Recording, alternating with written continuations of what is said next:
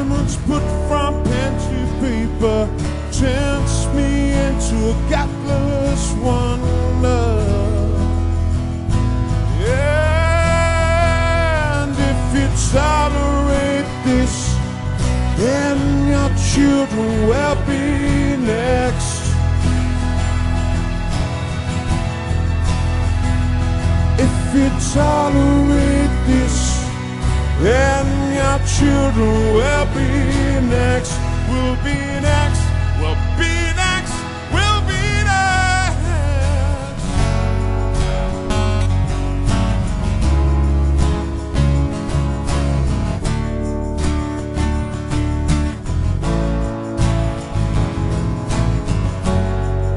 Gravity keeps my head down, or is it maybe shame at being so young and being so vain?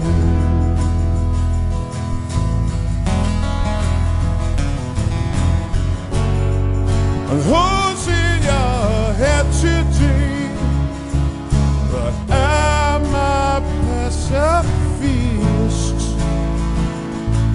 I've walked the ramblers, but not with real intent. Yeah, and if you tolerate this, then your children will be next.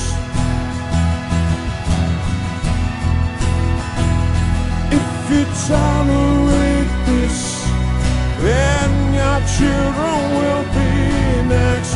Will be next. Will be next. Will be next.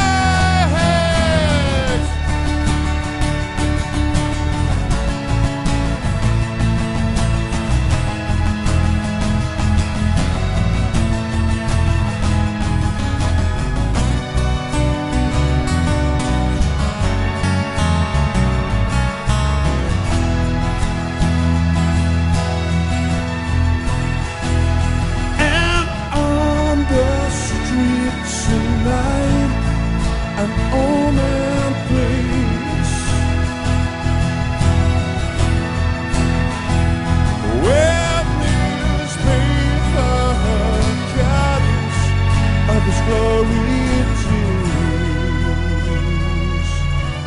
Yeah, and if you tolerate this, then your children will be next. If you tolerate this, then your children will be next. Will be next. Will be next. Will be next.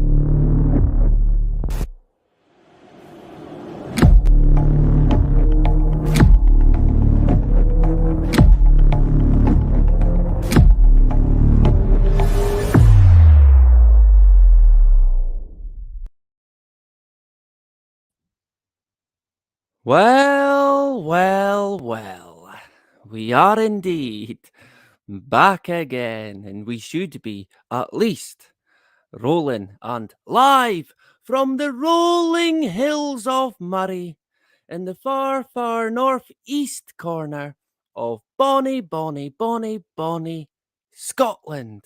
Where else would you rather be? Anybody?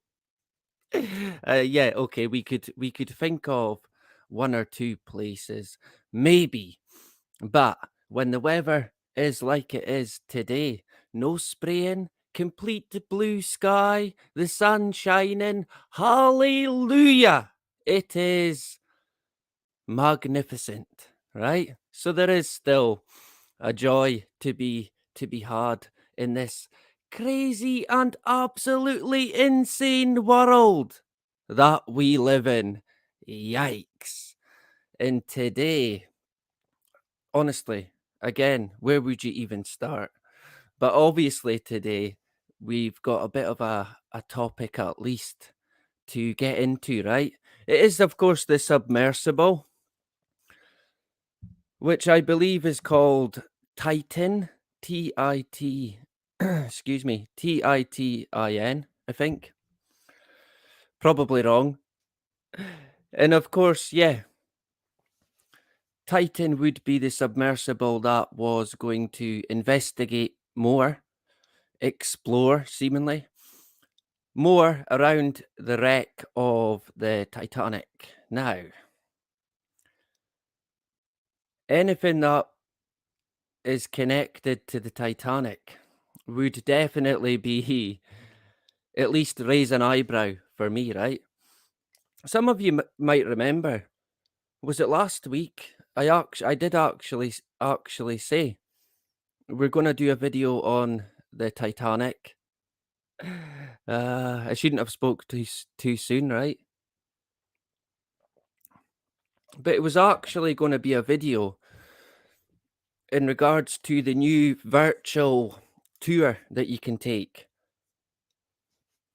It's like I don't know, virtual reality probably. And seemingly it's the exact replica that's been mapped out, and you can watch it and you can look at all the bits of the shipwreck. And that originally was the idea. That was the original idea. And I thought, right, we might cover that. There's a few bits of the boat that I want to have a look at, and I want to compare it with the only photos that we've seemingly got of the vessel that is the Titanic. Now, in my own personal view, it could be a bit early to say, a wee bit maybe. You've got to kind of give stuff time. But again, we do speculate from time to time. But for me personally, when it comes to the Titanic, it's cursed. No two ways about it. And for me, I would not be going anywhere near it or have anything to do with it whatsoever.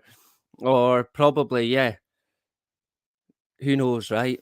I just get this kind of bad feeling anytime I've looked into the Titanic, the sinking of the Titanic, when it got built, the people who were on it, I always get a bad feeling. And now we've got today, what are we? Over 100 years later, and we could be looking at more people dead. Seemingly there's 5 different people in this submersible. Is that what it's called?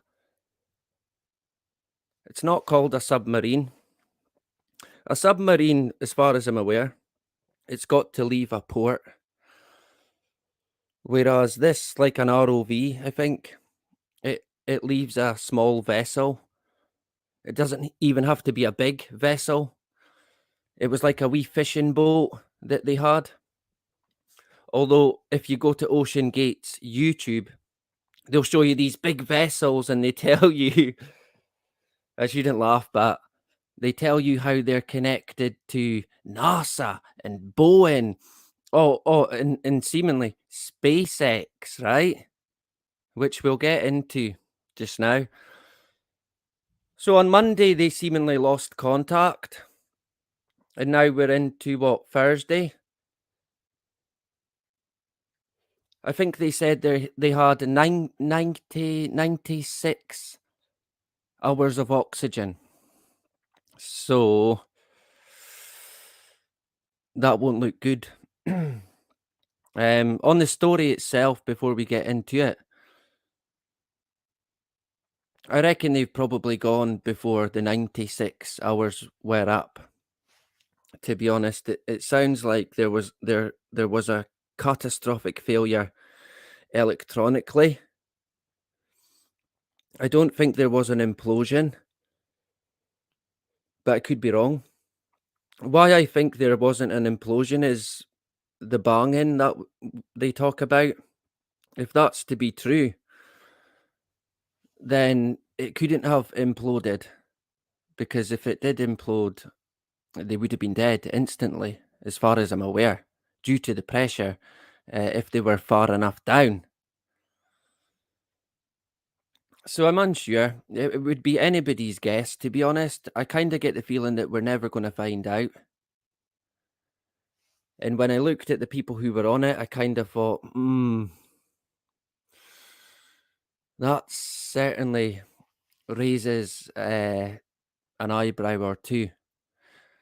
The first character that caught my eye was, we'll get into the names in a sec, but it was the guy who he also flew seemingly into space. He paid a lot of money to be an explorer. Forget about learning, right? Just pay money to do it.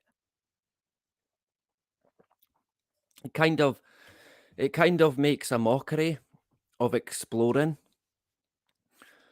I mean, you've got to be well experienced at these things, not a billionaire or a millionaire with money, but seemingly, I think it's Hamish Harding or Harding, the guy's name, the British guy.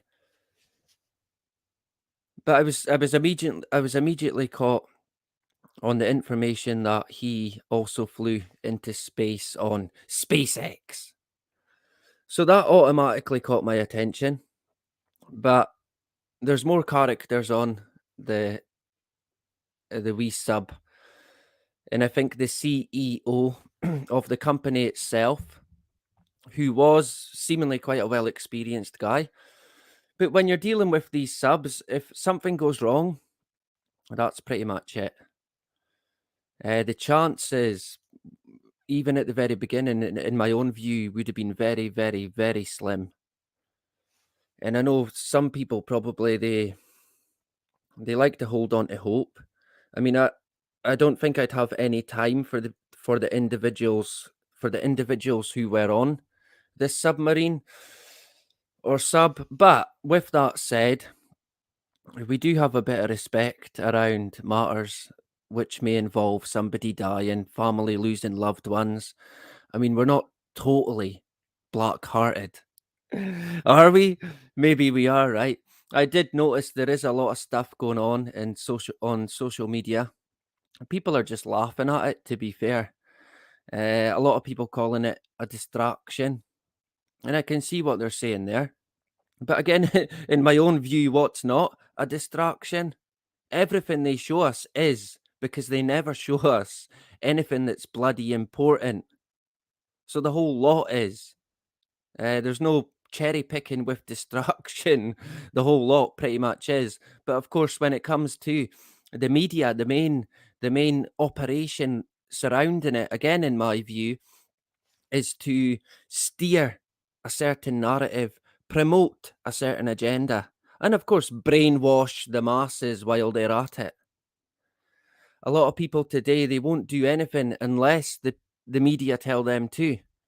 The BBC, the British government. I mean, that is again, and I always need to reiterate this. Rule number one must never be forgotten. Never, ever.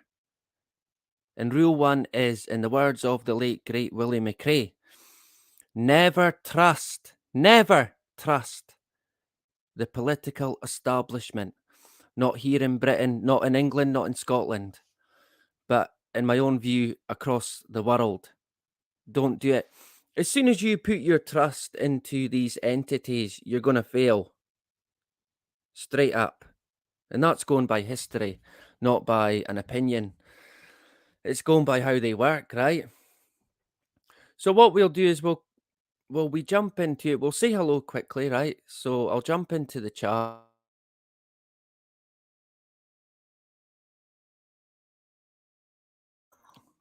And we will see who's on the go. Ah, my good friend Joni. I was actually on, Joni's YouTube the other day on a live stream. Some people might want to check it out. I did share it, so it's in my community tab, right?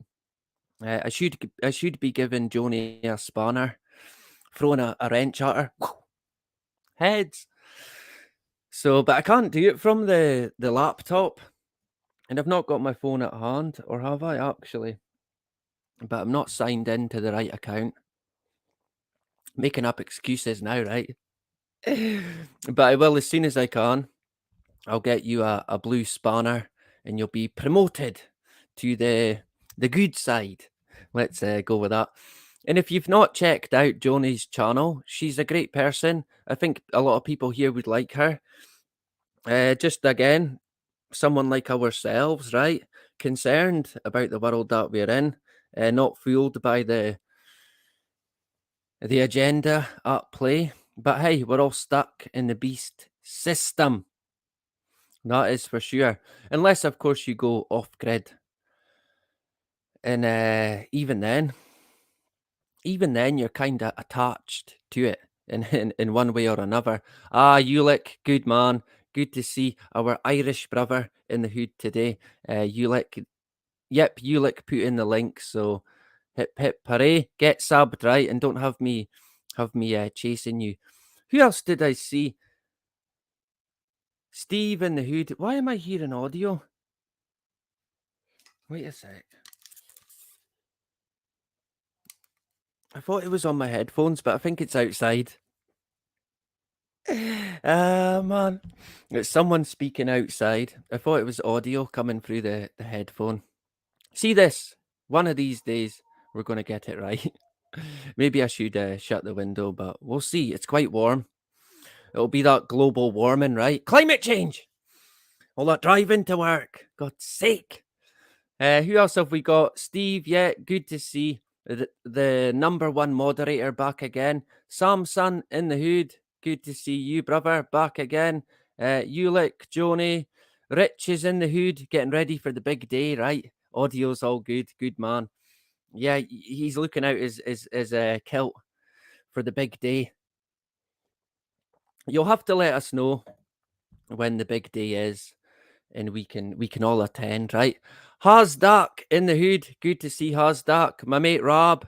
Good old Robert back again. Good to see you. Anyone else that I missed quickly? October in the hood. Good to see you, brother. Back again. Rich, Steve, Ulick in the hood. Clan Gun is in the hood. Good to see you, brother. Oh, Patient Unknown. Back again. A pleasure to have you. RMF in the hood. Good to see you. Aaron is here as well. Hopefully, still good to see Aaron back again. Been a while, and the beautiful, the wonderful Justine back again. Hopefully, she can catch us. If not, on catch up, right? So I think I got pretty much everyone there. Mark of Oz, where did he go? Ah, there he goes. A pleasure to see you as well. Back again. Been a while, right? Good to see you. So what I'll do is we'll jump into one or two articles, and then we might also have a look at the latest. I think today at 11 o'clock, which is past UK time, was seemingly the end of the oxygen. And if you watched it, I was watching from afar, if you like, the media circus continue to roll, and it's a bit like clockwork how they do it. It's all coming out, but it's all very confusing as well. They always start out with all out confusion. And when I looked into when they first lost communication, the ship they were on, they shut down the internet that they had. And as far as I'm aware, it was Starlink internet. So that's, yeah, I guess make of that what we wish. But seemingly what they said is that they shut down the internet so none of the crew or family could report that the submarine went missing. I mean, how does that, who gives them the right to say that, right? I know these people who seemingly went on board, they would have all signed a contract where, yeah, it's pretty much your own fault if you die, a waiver. So the family won't get anything from it. I don't imagine. They won't get their money back. And I can tell you right now, if it comes out that they're alive and still going, I won't be able to buy it. No way. There when it comes to this particular submersible, you get bolted into it from the outside. I mean, it's completely insane. From the outside, nearly 20 different bolts get tightened. So obviously nothing gets in, right? But clearly no one gets out. No matter what happens, you won't get out. And they were talking about how I shouldn't laugh, but it's quite insane. Oh, there's a fire extinguisher. So if there's a fire, yeah, if there's a fire and you use a fire extinguisher, the oxygen will be gone. You can pretty much guarantee it would be gone within a matter of hours, pretty much, if you never got it under control straight away. But even then, you would be looking at a fire breaking out from electricity. So the power would be down. If the power's down, can you get back up to the surface? Probably not. They said they had 7 different safety mechanisms that could get them back. But I don't think any of them would have worked, I'm afraid to say. I had a bad feeling about it when I seen it. I got a bad kind of feeling that these people are not coming back, and I doubt very much they'll ever find them. And yeah, an emergency beacon is not even in it. It's got no GPS. I'm unsure how well GPS would work at the bottom of the sea, but it's got nothing like that whatsoever. Although I did kind of think, have they not got mobile phones on them? Surely, could they not use them? Maybe not. Like I said, seemingly Starlink provided internet to them, but we'll touch on that because Elon Musk, Elon Musk seemingly was not happy about that, and he even called it a psyop, Mr. Musk. So I found that quite interesting, to be honest. Looking at the submersible on the website, it does not look safe, and people pulled out of it before, and I can see why. I mean, I'm quite claustrophobic. There's not a hope in hell you would ever get me in there. And then the fact that you're bolted in and you can't get out, all I could think of in my mind when I was reading it was about the Apollo 1 fire, where it was a similar situation. No one, you could not get out. It would not open out the way. Someone had to open it from outside. I mean, talk about insanity, right? But of course, these people seemingly they know the risk involved, and they're happy enough to take it. And quite heartbreaking if they are what I believe to be passed away. Without getting into too much about them, I think there was a father and a son. I mean, the dad, we'll get into him a wee bit, but a young lad, a teenager, he should never have been on that. It was a death trap. It was a coffin with a window on it.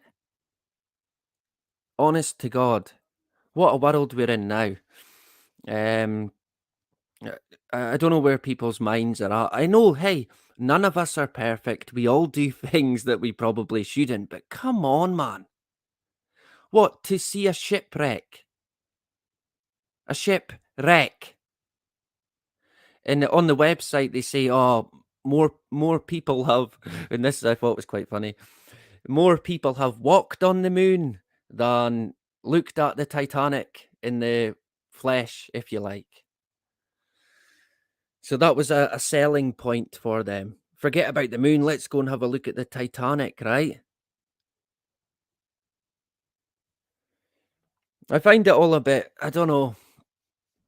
I kind of feel that straight off the bat, and yeah, speculation, I kind of feel that these guys left and were never coming back. A bit like when the Titanic sailed. It was never going to make it. No way. Not a hope in hell was it going to make it. And I mean, yeah, I can't help but feel that it's the whole situation is cursed. pretty much. How anybody would want to go near it is completely insane. These people, they've clearly got a lot more money than sense, right? So we'll jump into one or two articles. I did see the audio's good. When we mess about with the different bloody tabs, sometimes the audio can mess up. So I'm hoping we're going to be all good. If the audio is bad, shout at me in the chat. I'll try and keep an eye out. I did get my phone, but it keeps. I don't know why YouTube keeps doing it, but it keeps on. What's the word? Buffering or lagging, whatever you want to call it. Glitching, and I have to come off and go right off and come back on. And I mean, I'm even on YouTube Premium or Premier, whatever it is, paying for it, and you can't even watch a live stream for about 10 minutes without it. You haven't come off and then go back on. Absolute buggers, man. That's not even the half of it, but there you go. So we'll jump. I think, how many years is it since the Titanic sunk? Is there any mathematicians? We will find out. What do people think has happened here? Kind of going out on a limb, but I feel these people might have got taken out. I kind of feel that. But I'm unsure. I wouldn't be able to put any big weight behind it at the moment. But if it is true, these 5 people went on this sub and went down and have perished, then personally, I don't think it was by accident. And I'm going out on a limb a wee bit, right? But hey, that's what we do. That is what we do. So we'll jump into the one or two articles to begin with, and then there's a video that I want to show.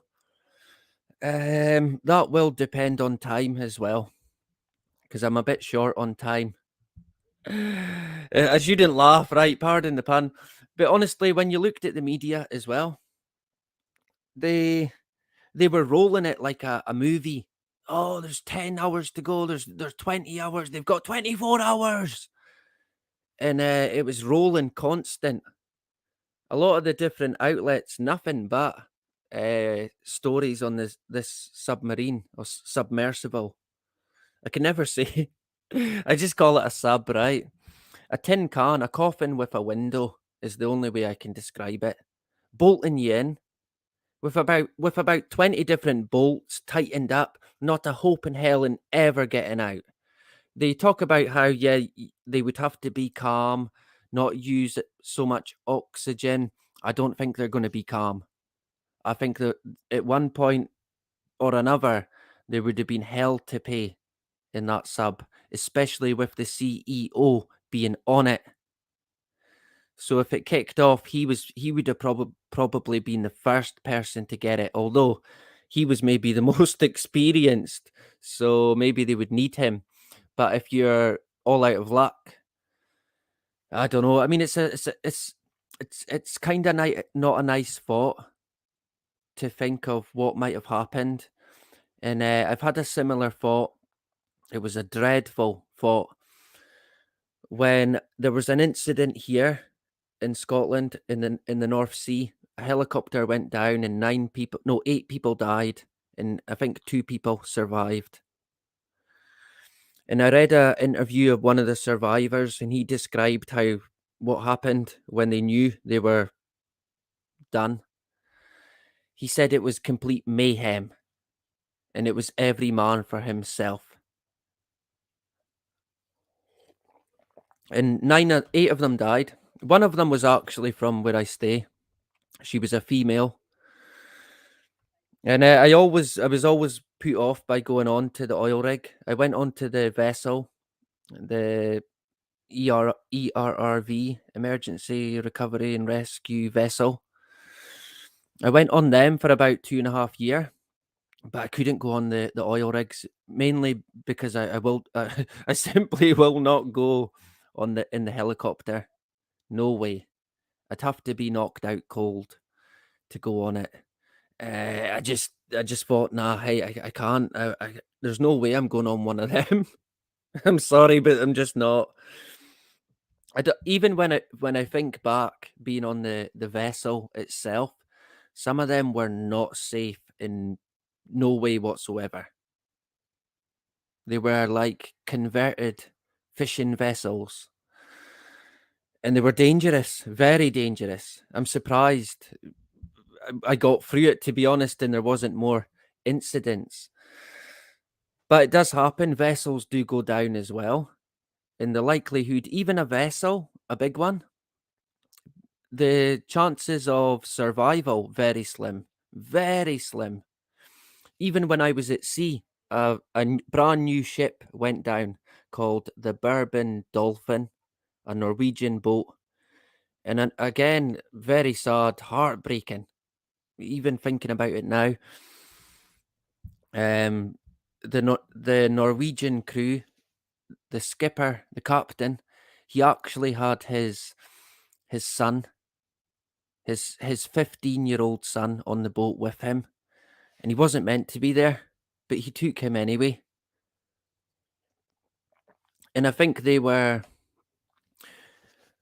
moving an oil rig, and something happened in pulling one of the anchors, and it sunk. Heartbreaking stuff. So it does happen. It certainly does happen. This one we're going to get into a wee bit more. Yeah, the unsinkable ship.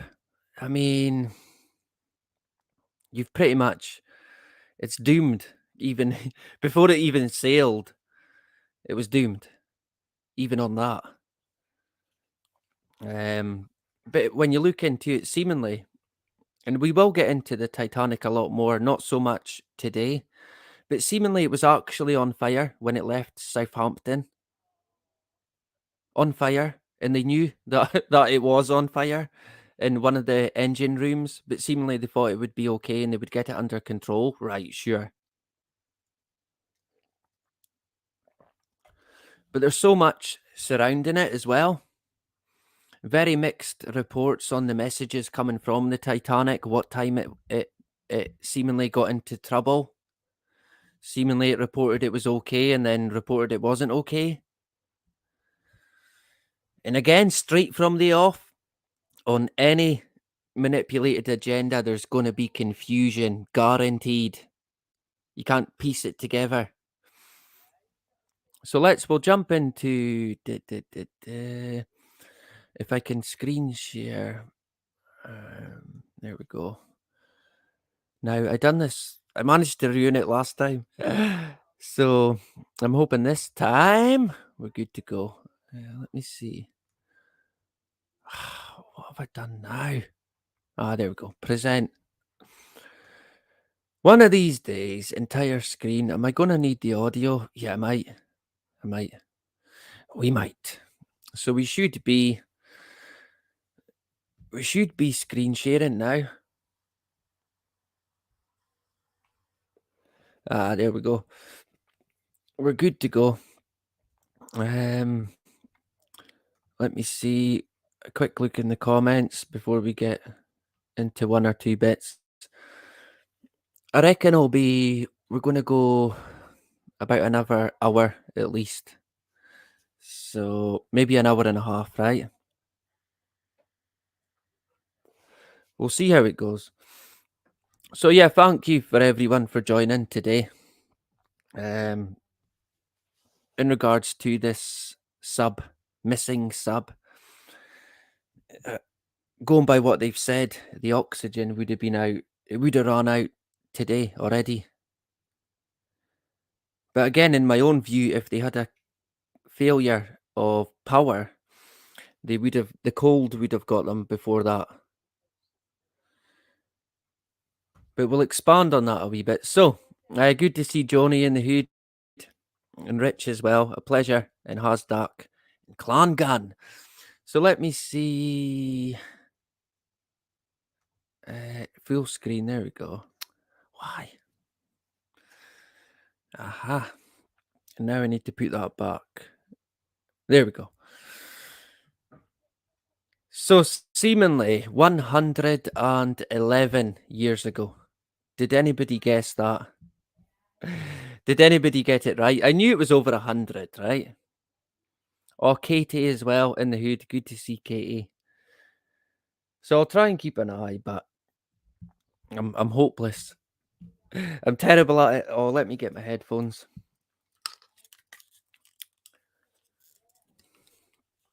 So does anybody think they will find this submersible? I can't see it being anytime soon. Um, I kind of feel for the family. I mean, I don't know them, but I tend to think, well, if it was me, it would not be good. So we're talking. This came out this year,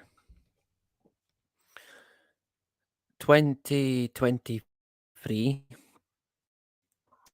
It does say the date. Where the bloody hell is it? I'm sure it was April 23. The original article.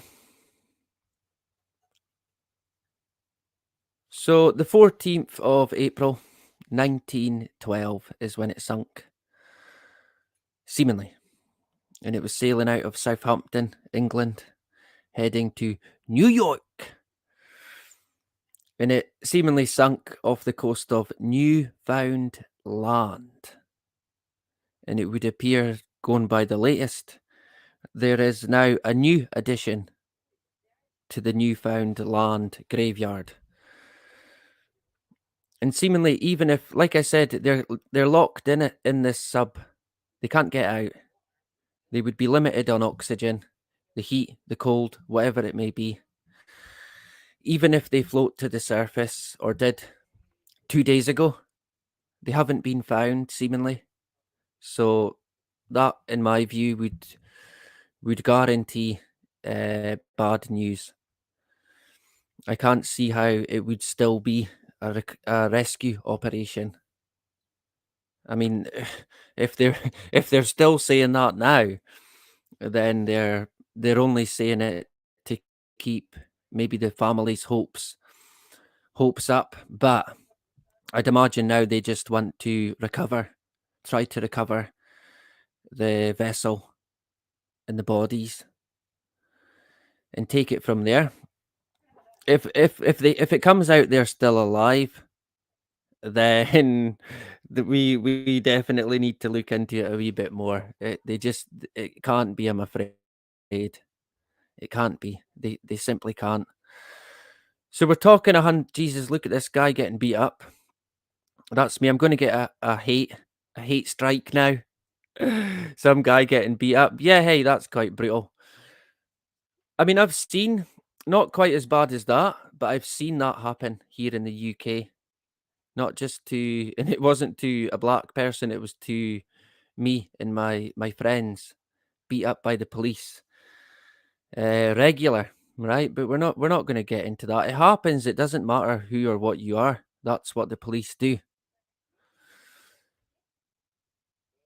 So, in regards to Ocean Gate, going back to the sub, we'll leave the guy getting beat up for the time being. I don't think we can help him. In fact, we'll take that away because it might interfere. I mean, who on earth would go on that? Honest to God. Honestly. I remember I walked up to a vessel that I was going to be joining, and I thought, nah, man, that can't be it. That cannot be it. I was shaking my head.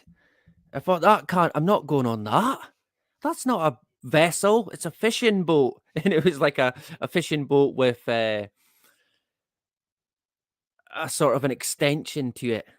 So an old fishing boat with an apartment stuck on it, pretty much, and an extra winch maybe, and a crane and a divot for a rescue craft. But it was the boat I was going on. The closer I got, I seen the name and I thought, oh dear. And I had the worst cabin in the world on it as well, right at the front of the hull. Heard every single bit of water that hit the boat. I don't think I got much sleep, to be honest. And it's not a good job to be working at sea. Honestly, I don't know how people can do it. 2 years was more than enough for me, and I thought, nah, hey, I like to have my feet on the ground when I can, at least. But even just straight off the bat, looking at this bit of equipment, I mean, who made it? Stevie Wonder. Honest to God, I shouldn't laugh, but I mean, how could you look at that and think it could navigate the sea?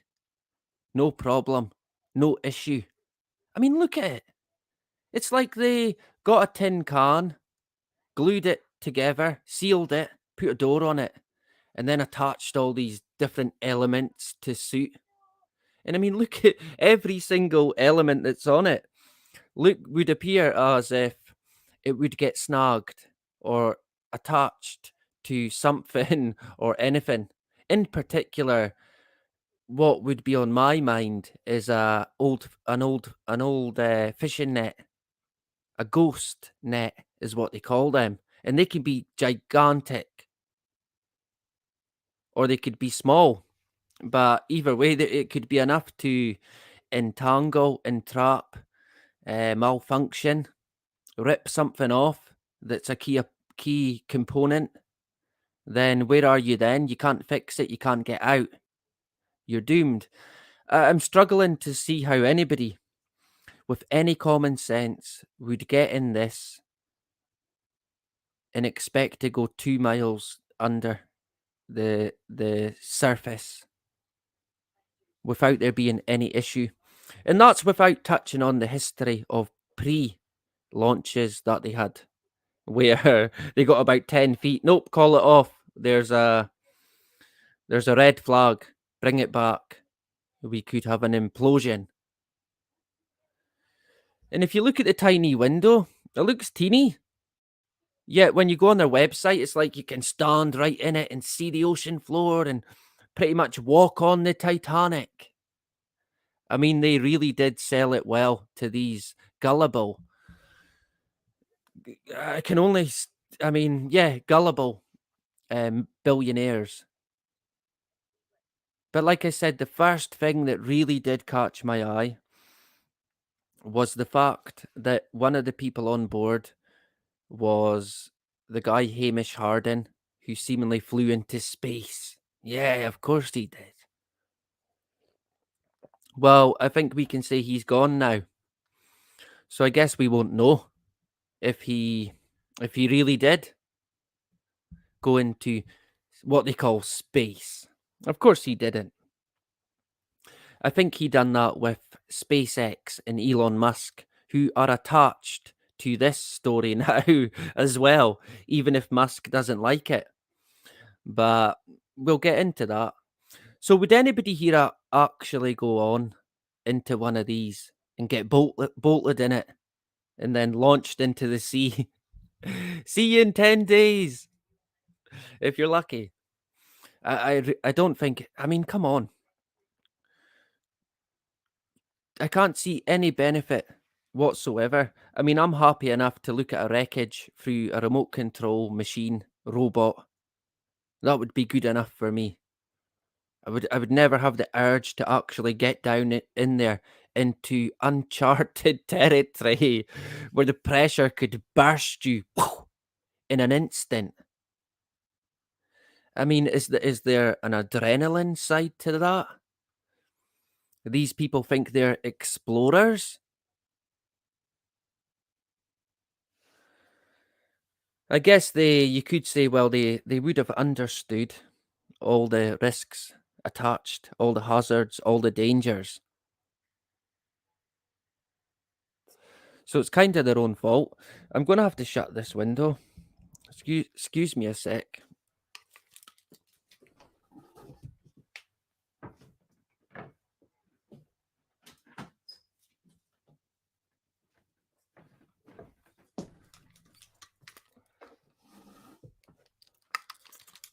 There we go.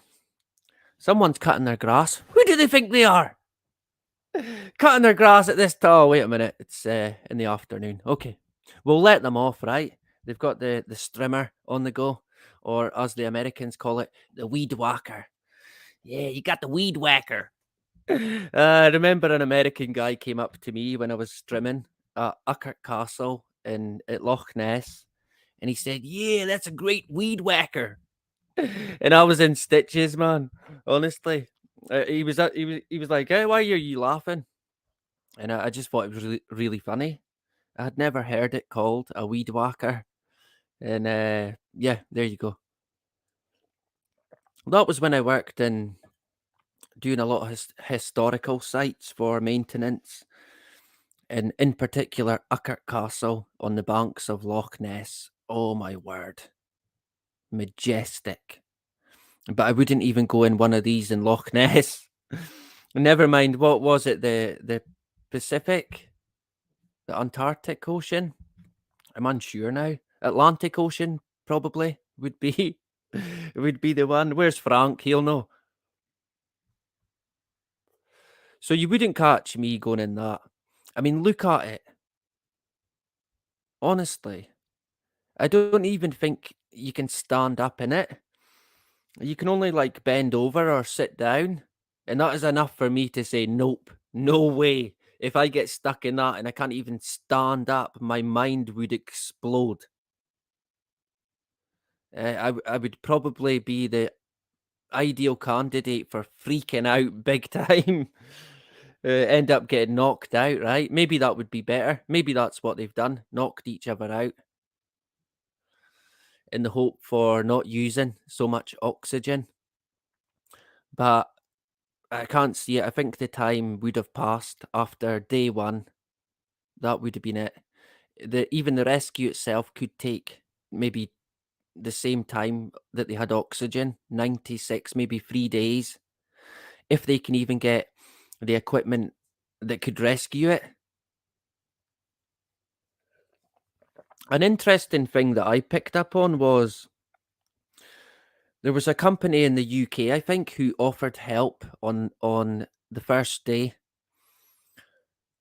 and they had the equipment to find it. But from what I read, they said no because it would take too long to get there. But why would that matter? If it's a recovery and rescue, if it's rescue and recovery, if it takes too long to get there, this is the equipment that could get it out and recover it. I mean, how were they expecting to rescue it in quick time? With what exactly? They've got nothing that could do it. There is nothing in the planet, on this planet, that could have done it in that time. So I'm confused as to why they would have told them, no, don't come. I think now they are waiting on standby to come now anyway. Surely it would be a major mistake, a gigantic mistake to knock back any help whatsoever. I mean, how could they? But they did. They said no. From what I read, and I was quite shocked, and that certainly raised an eyebrow. Certainly. And again, I've got a bad feeling about it. A really bad feeling. Not a good one. So, if you go into the weeks before, the days leading up to the incident, the guy had been the CEO of Ocean Gate, the company that owns the sub.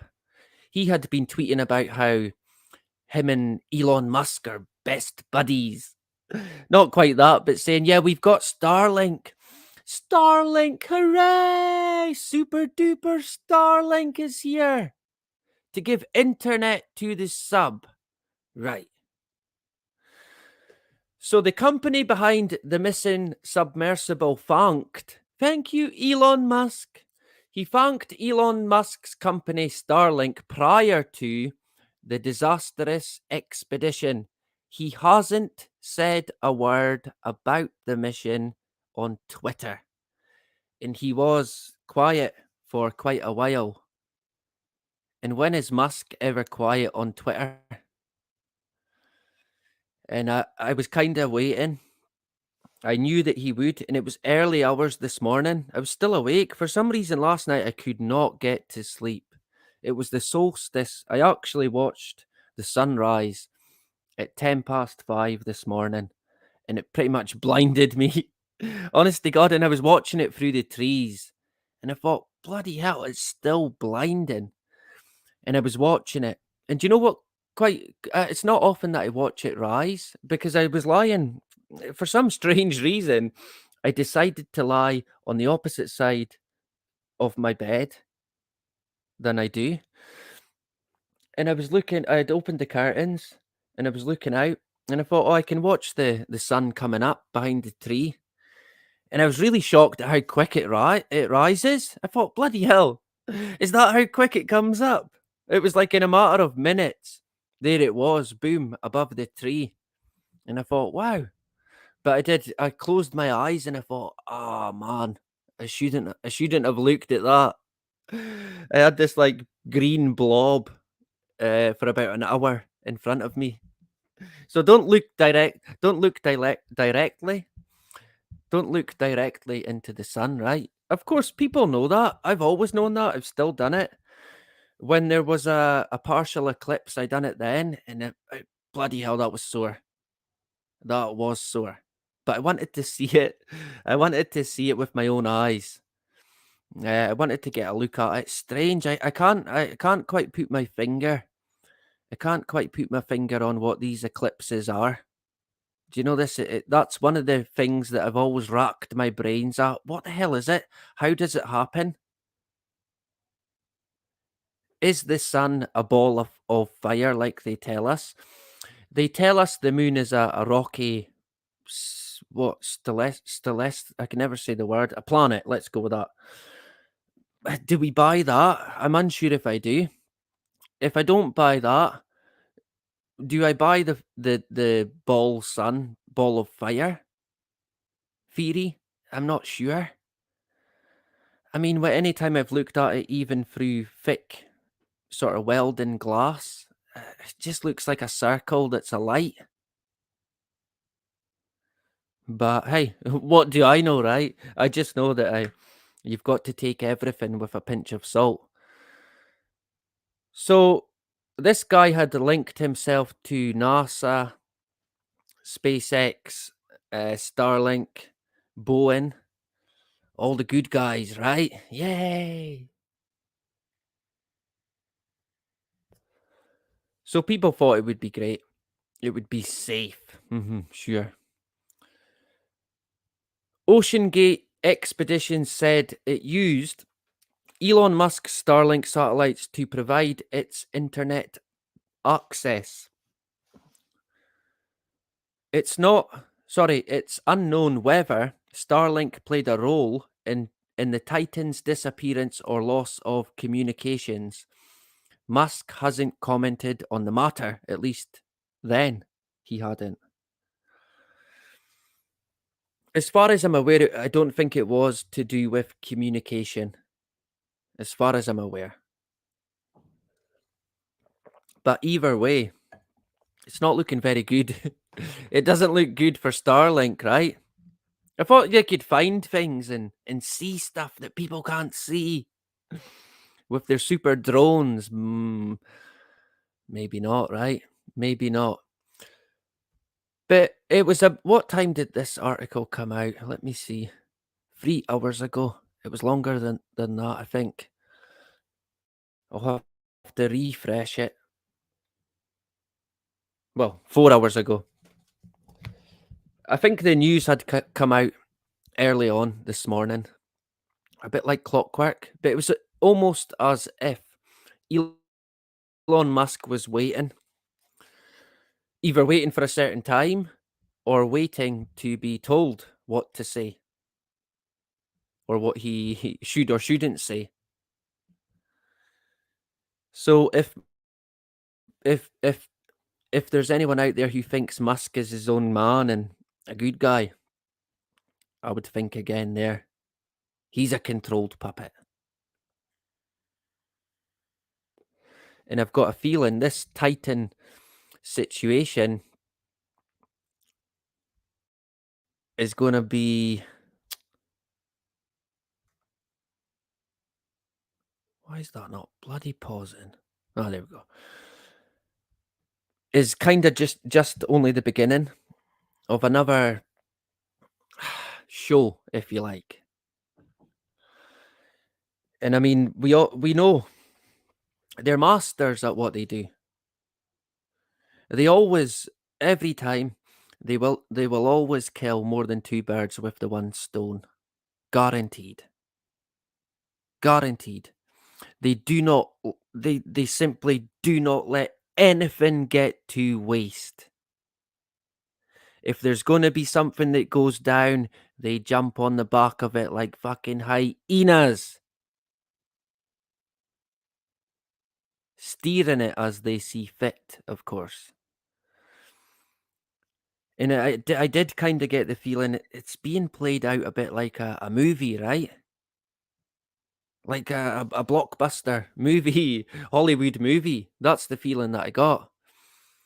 I thought, I wonder if anybody else in the masses kind of sense is thinking what I'm thinking right now when they're watching it. Probably not. I don't know what they would be thinking, to be honest. But he broke his silence, right? Somebody said, "Yeah, you can say it now. You can go. You can say it now. Here, we'll tell you what to say, Mr. Musk." So Elon Musk breaks silence on Titanic submarine that reportedly used Starlink internet. So the guy is at least reporting that he did, the CEO, who's seemingly currently on the sub. And it is a submersible, I think, not a submarine. There is a difference, I'm sure.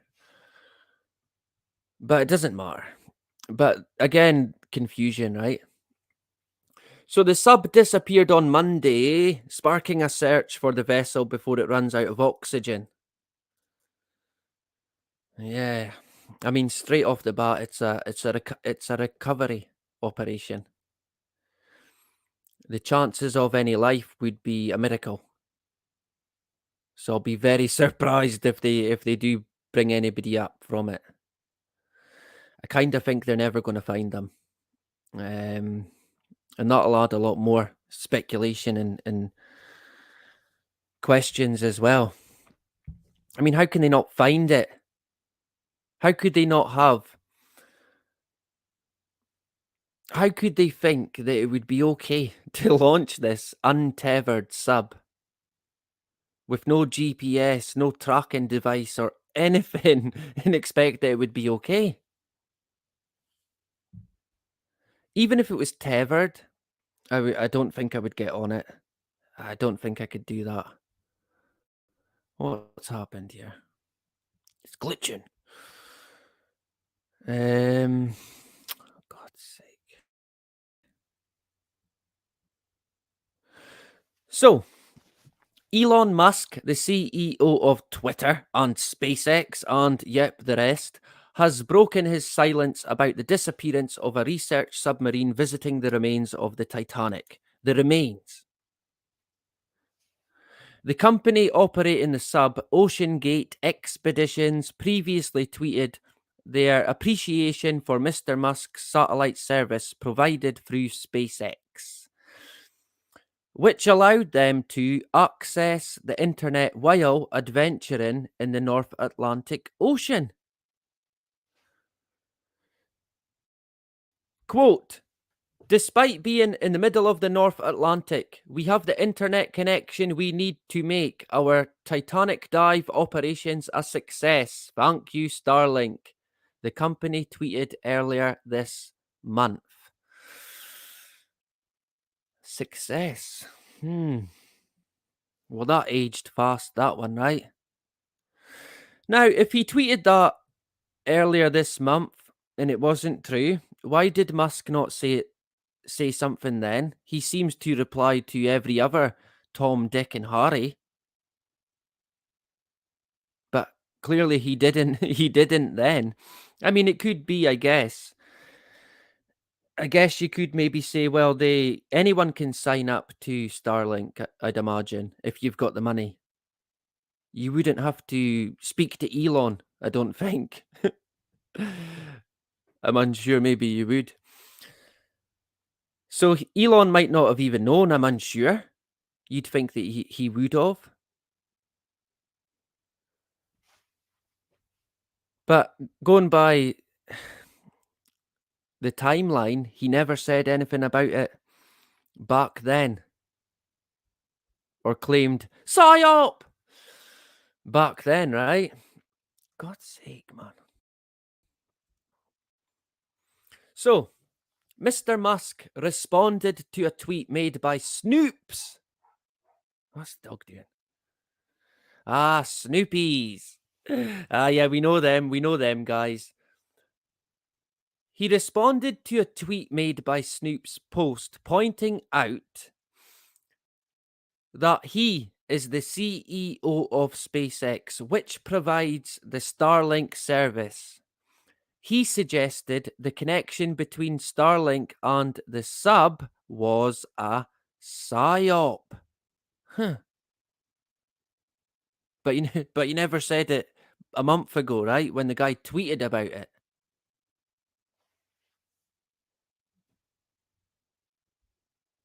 Quote, "You can't even run a good psyop." Close quote.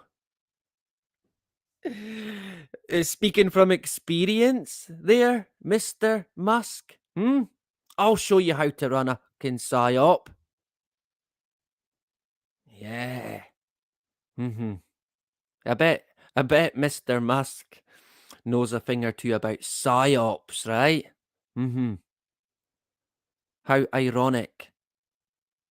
So they can't even run a good psyop. Well, who are they going to call, Elon? Who would be a good entity to get in to carry out a good psyop? NASA, maybe? Yeah, I think NASA. They would be the guys, in my opinion. I'm surprised NASA are not looking for the guy yet. Oh, yeah, they've got Buzz Aldrin. He sailed out last night. He's on his way. He's still an explorer. Seemingly, he's one as well. A geologist, an explorer, an actor, an astronaut, a pilot. The list goes on and on and on and on and on and on and on. And I remember seeing an interview where Buzz said, "No one gets in this for the money." With a net worth of about $50 million. No one gets in it for the money, Buzz, right? Poor Buzz, sitting at home, got no money, can't heat his house, eating baked beans for his dinner. Yeah, sure. So I guess we should go to Elon Musk for a good psyop, right? That's a surprise, that, sure. So Musk was not happy. And again, this submersible, it's a tourist attraction.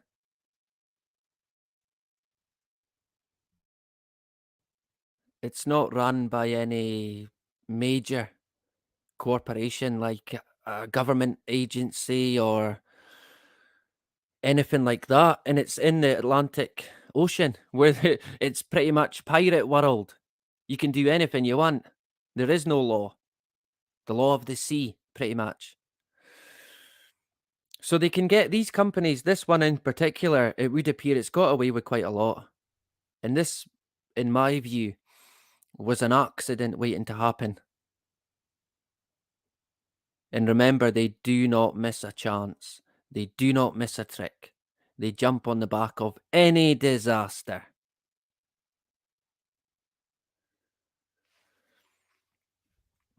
So if we go to, in particular, the people who were on it, we're kind of touching base with it today. I think tomorrow, or maybe Sunday, I'm hoping to conclude the situation. Sounds a bit bad, right? But this is the world that we're in. Shit happens, man. I know it does. Speaking from experience, it does. It's a grim fucking world out there, I can assure you. It is not roses. I would never come on here and tell anybody it's easy because it's not. It is grim. It is tough. But this is where we are. This is the world that we're in. We've got to be strong. We've got to keep our head high. We've got to keep going no matter what. We need to lead by example. That's my view, at least. I know people who, oh, don't speak about that, and that's too negative, and nope, that's not good. This is bad. Don't speak about evil stuff. Well, I'm sorry, but I can't. I'm not dancing and beating about the bush with anything and giving people a bum steer. If I feel, however I feel it is, I'll tell you how I feel it is. I'm very open, very honest, and that I can guarantee you. I've not got very much to offer. I've not got much to offer, but I can guarantee you that, right? Sometimes we get a laugh. I think sometimes we can get a laugh, right? And we've got a great community here. I mean, look, we've got two people who pretty much fell in love that met here amongst us. There's a bit of love dust going on. NASA's been spraying the love dust, right? What would it be? Potion number 9. Maybe that's what they done. And what was it? The boomer when all everyone had babies. Maybe they sprayed something then. Potion number 9 is. I think it's a song. Love potion number 9. Someone can correct me. So Hamish Harding is the first guy that caught my eye. If you like, we'll go with that. We might have a look at this wee clip as well. And he caught my eye because, like I said, he seemingly went to space. He paid money to go into space. What they call space. But it wasn't space. But they're calling it that. And he's seen the world, and the world's a globe, and all this, and hallelujah, praise the Lord. But now, it would appear he won't be in the media anymore. Well, he will be, but not in person. And we're going to put that one on the back burner for the time being. This guy here, originally he's a Pakistani billionaire. I never really noticed the guy at first, but what did catch my eye is what he's involved with. Does anybody know?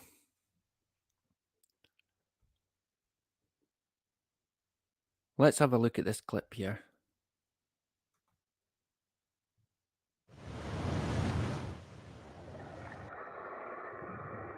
It's got one button, and that's it. Yeah, so we run the sub with this game controller. It's made by Logitech, but it's basically a Sony PlayStation style controller. If you want to go forward, you press forward. If you want to go back, you press back. You want to turn to the left, it's like that. You want to turn to the right, you turn to the right. Yeah, so, I mean, a PlayStation controller. Yeah, very hip. Down with the kids, right? And even just looking at that, it baffles my mind. Imagine 5 people sitting in there. 5 people. You'd be crammed in it. Not to mention your small belongings that you would have. Your I guess water, a small amount of rations. I don't even think there's rations on board.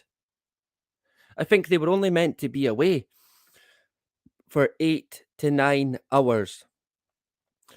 And in my own view, after that 8 hours had passed and they weren't back, that was when time would have been up.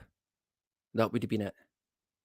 And I think after 1 hour 45 minutes, they lost contact. So in my view, after the 8-hour mark, that would have been it. They would have been gone, long gone, probably never to be seen again. I'm going to be very surprised if they recover it, But again, you would think, how could they not find it? This metallic sort of minivan sized object with, yeah, I guess the electronics could be knocked out. But with the technology that they've got today, although it did take them about, I don't know, what was it? 60 years to find the Titanic wreckage. But in my own view, that probably was not by accident for many reasons. Could this be, again, the same situation where no one's going to find this for a long time? And even if they do find it, you won't be able to make anything out of it. Like, how did they die? What happened? What malfunctioned? The chances would be gone due to, well, the water would get it, right? The sea would get it. The sea would get them. If it, I mean, the bodies would never get out, so I guess they could be recovered. But again, that would be only if they find it. Personally, I can't see them finding it. I'll be the first to hold up my hands if they do. Yep, they found it. And I'll have a look at it then, but I can't see it. I'm sorry. I simply can't. I would love to come on and say, look, oh, there's still hope. Even if people's wanting hope, there's hope. Yeah, you could hold on to hope. But in my own belief, looking at this submersible, 8 hours, 10 hours maximum, if contact was lost within 2 hours, that would be it. It would be a recovery mission.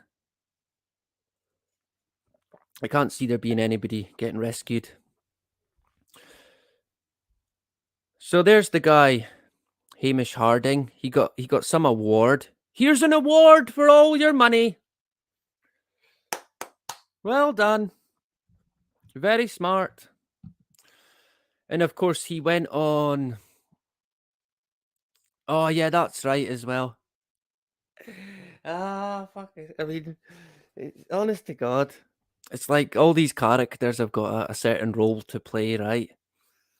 So the 58-year-old British adventurer runs Action Aviation. Them we could be looking into. A Dubai-based private jet dealership. Action Aviation. We're definitely going to look at that.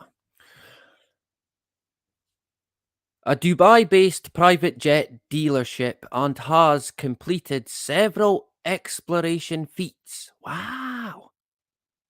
He has visited the South Pole multiple times. Not once, not twice, not thrice, not fourth.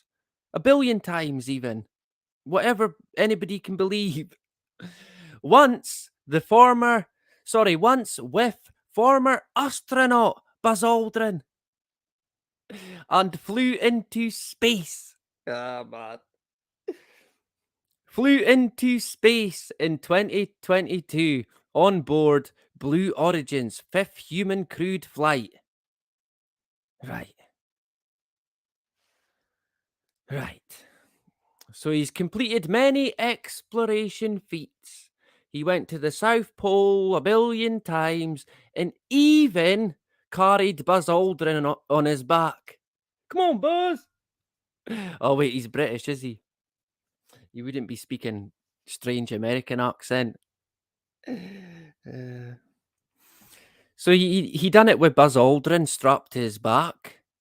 What a guy, right? Yeah.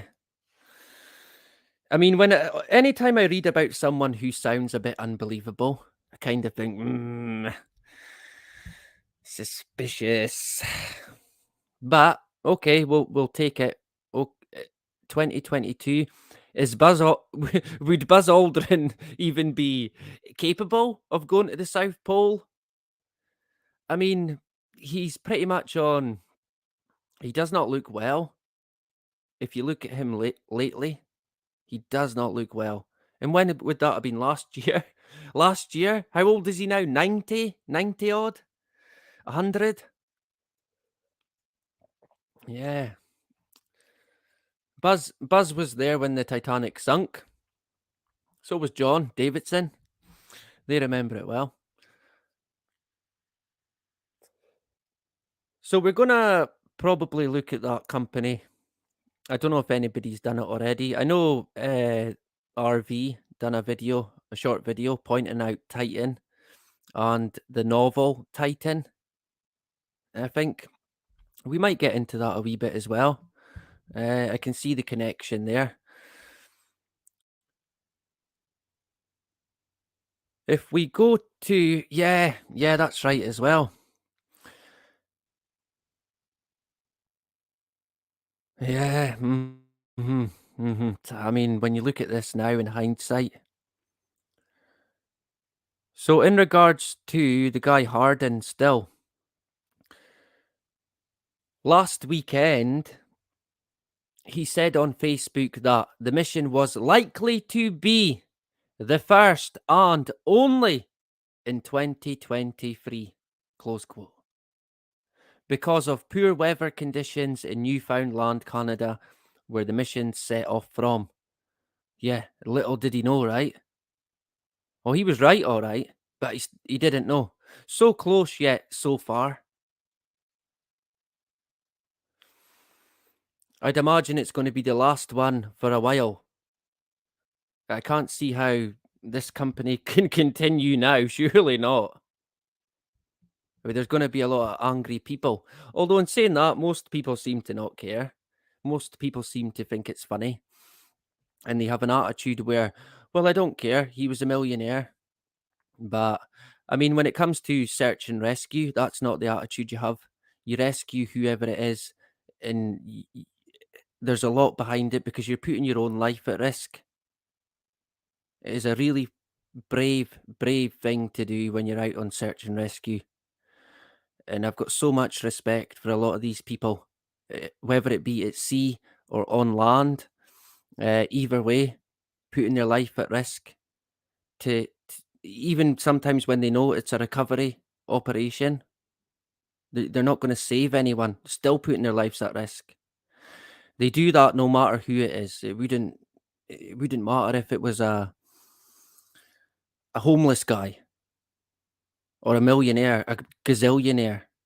You've got a duty in that respect when you're in that aspect of work. And I kind of know because when I was at the North Sea, I always knew, look, if shit hits the fan here, my life is going to be in serious danger. If there's an incident on one of these rigs and we get called to it, we're going to be first on the scene. And anything can happen then. But of course, you would be there to save lives, and there was a bit of an adrenaline kick to that as well.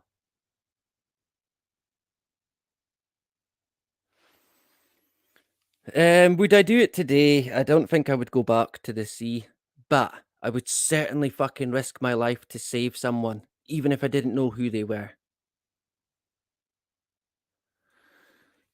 But obviously, these characters quite well known as well. I think one or two of them might be. I mean, I can't say for sure, but seemingly they were on Epstein's flight log. I think it would have been the Pakistani guy. So this could be the sort of people you're dealing with. But when you've got a duty, you've got a duty in aspect to saving lives. So I've got a lot of respect for the people who are out there trying to help. So the guy he posted that on his Facebook. What time are we on now? 20 past. We're okay. We're kind of okay. We're kind of okay. We might have to come back to it.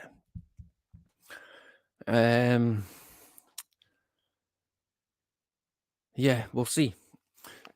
So he posted that on about a month ago? No, last weekend he posted it. But his stepson said in a now deleted post on Facebook that his stepfather, quote, has gone missing on the submarine, close quote. So the stepson may have been one of the first people to put out the signal that it was missing. Because if you go by other reports as well, they shut down the internet on the boat. And I think round about the same time, this guy, Brian, deleted his post. Why did he delete it? For what reason? His stepdad hasn't been found. He's still missing. He wasn't lying about him being missing. He was missing. Why delete it? Why then? And why today go on to delete his account completely?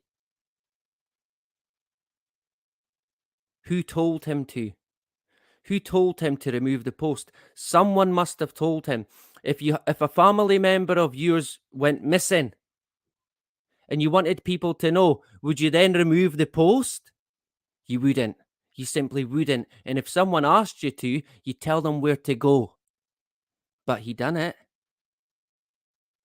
Someone's operating here. Someone's pulling strings. And I don't think it's Ocean Gate. So it doesn't say here, but he deleted his Facebook today. I seen it. Here's the Pakistani guy and his son. 19-year-old man. Why would you take your son on that expedition? I wonder if the guy who pulled out due to safety concerns then got replaced by this guy's son. His dad might have thought it was a good idea. I mean, how could you think it was a good idea? Your own son. Boggles my mind, man. Boggles my mind, that really does. Honestly. But what caught my mind in particular with this guy, Dawood, is he's one of Pakistan's richest. One of the richest in Pakistan. Very rich. But he's mainly earned his money from fertilizer.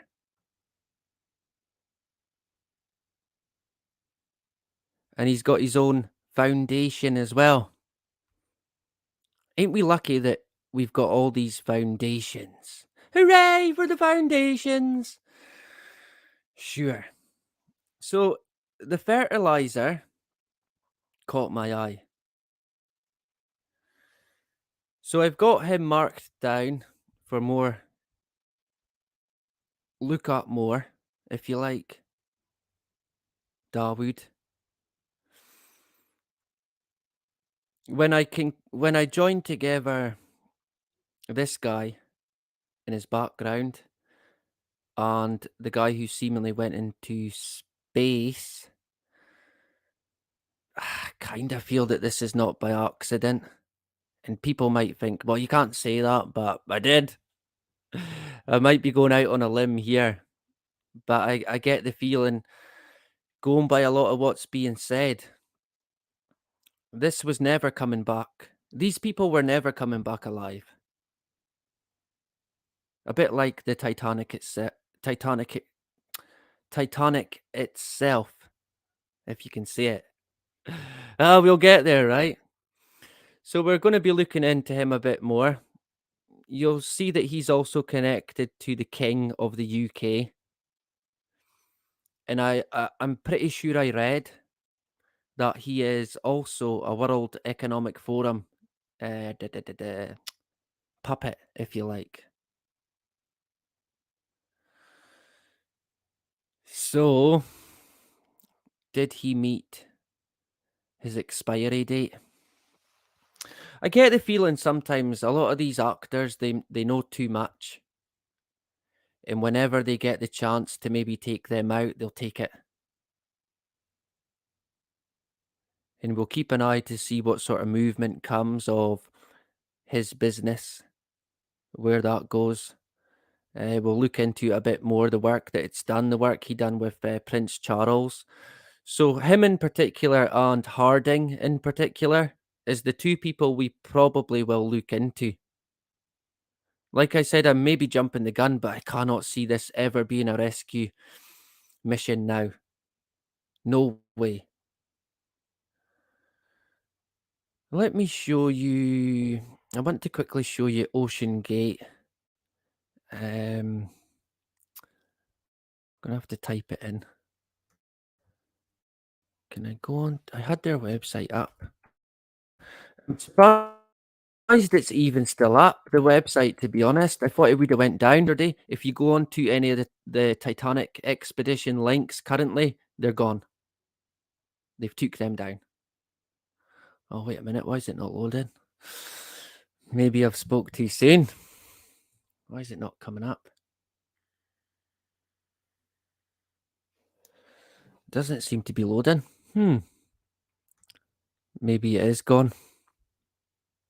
Because I thought, I can't believe their website's still up. Their YouTube channel is still up.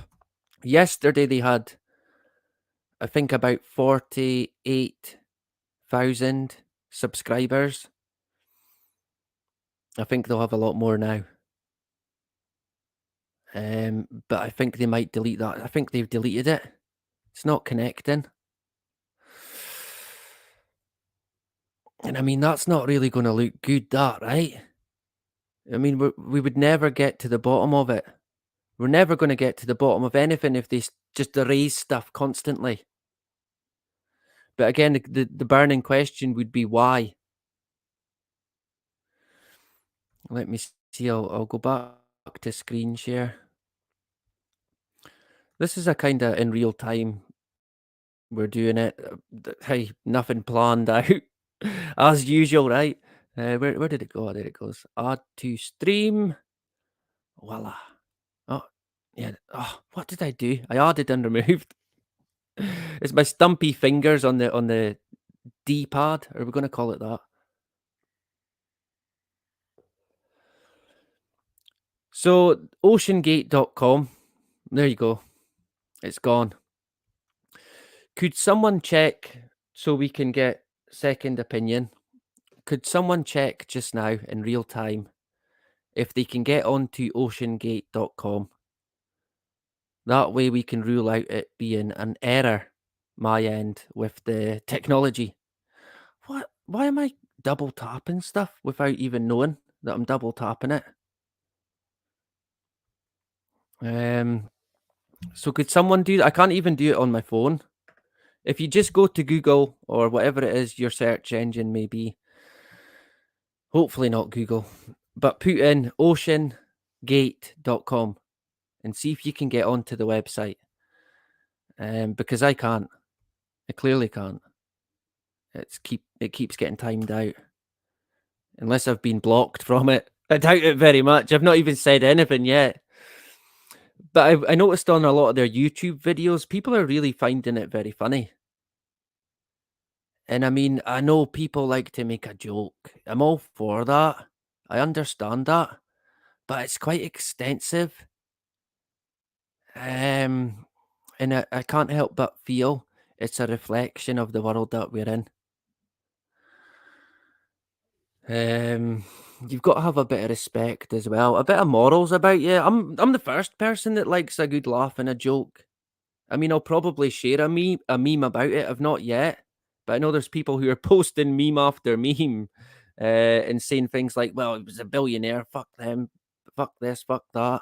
And I understand that, but we be the bigger person. We be the better person. Have a bit of fucking what's the word? What's the word I'm looking for? I was going to say humanity about you, but that's not. I can't think of the right word. You've got to be as good as you can, right? I'm a firm believer in reaping what we sow, and that is kind of by experience. It's timing out with Rich. At least we've got Rich on the ball today. Good man, Rich. So it's they've deleted it. Then they've took it down. And I was surprised last night when I went on. But you know what? I'm gutted now. I was going to take screenshots from it. So I should have. there was some points of interest on it. I should have took screenshots because now I'm unless I get it on the Wayback Machine. I knew that was. I knew they would take it down. I knew it because there's probably clues there. I think there's going to be blame laid at the company itself, but I'm unsure if it's even them that could be behind it. The fact they got Elon Musk in about and he's claiming that he wasn't is also, I find, a bit suspicious. What has Musk done? Did Musk and the Pakistani guy have any relationship in the past? That's something that I'm going to have to check out. So it's not working. Yeah, that's the one. Humility. That's the one, the useful channel. I knew it was in between what I was saying somewhere. Oh, Gainer as well in the hood. And a member, thanks very much, Gainer. Gainer was a member before, and YouTube took away the monetization. I think we had about 3 members, so I'm very grateful. It's not many, but I'm surprised that we even had that, to be honest. So thank you very much, Gainer. For the time being, this channel is not deemed harmful, but you never know, right? Anything can happen. But my original channel, I can't see that ever being monetized or anything like that. In fact, oh, you joined now. Thanks very much, Gainer. I noticed a starred comment. Thank you very much, and it's good to see you again. You actually crossed my mind a few weeks ago. I haven't seen you going about. Feel free. People can hit me up on the website anytime. That's life, but not as we know it.com. I should have the banner man going. And there is you can message me directly from it straight away. There's a wee chat bubble or cloud, whatever it is. And you can speak to me straight away. So you don't have to go on Facebook or Twitter or anything like that. If you want to contact me, you can get me at talbanokilive@gmail.com or go to the website, that's life but not as we know it.com, and you can contact me there in quite a few ways. So I'm always open to taking anybody on, right? Maybe I shouldn't have said that. I'll be getting abuse now. We sometimes get abuse. I went on my BitChute the other day. Bloody hell. I've had some abuse there, man. I can tell you. That place is mental, man. I kind of thought maybe I should just delete it. And then I thought, nah, I'm not going to. If it's annoying people, I'm happy with that. I'm happy if people are happy, and I'm happy if they're annoyed. So we'll keep going, and who knows, maybe we will be over on BitChute the way it's going, right? I've never been a big fan of it. I've never kind of got used to it. When it came to Odyssey, it did grow on me a bit. Although I'm still not the biggest fan of it. I hate the intertwining with this crypto, excuse me, this fucking, I don't even know what it's called. What's it called again? Blockchain, cryptocurrency, whatever it is. I mean, it's not money. I don't know what it is. I don't even know if you can spend it in some electric shop, probably. But I've not got that much time for it. I'm limited on time as it is. So if we can keep it focused to the website, the YouTube, we'll keep going. Plus, I can sync the YouTube into Odyssey and Rumble, which I always forget. But Rumble for me is like a ghost town. I think I've got like 10. Maybe there's more now, but the last time I looked, the videos had very small amount of views. But it's there just in case, right? So, it's not coming up. I was wanting to check it. That's typical that. There was something else I wanted to show you. It was the video. Right, let me see if I can quickly find this video, and then we'll go for another maybe 10 minutes, and then we'll call it a day for today, right? So not too long today, but I have got a bit more time on my hands currently, so I'm hoping to... Oh, where am I going? YouTube. I am hoping to get on more if I can. There's my window cleaner, cleaning the windows. Let me see. History. History is actually something that I want to get into. Just like a live stream on history itself. The Romans, the Vikings, whatever it may be. Maybe like an open discussion. Possibly an open panel discussion where other people could join. That would be pretty cool. It's always a risk when you open the panel. You don't know who you're gonna get. Incoming strike, right? But hey, I like the idea of it, and anytime we've done it in the past, I liked it. So we might get people on. Is this the video here? Is there enough time? Probably not. We'll listen to a bit of it. I might jump in and out. I know the guy Piers Morgan is a complete clown and all the rest of it, but it's more the people that are on that what they say I find interesting. I've got no time for Pierce or anything whatsoever. None of the media outlets. I can't stand any of them. But when you're covering it, you've kind of got to see it, right? So let me see.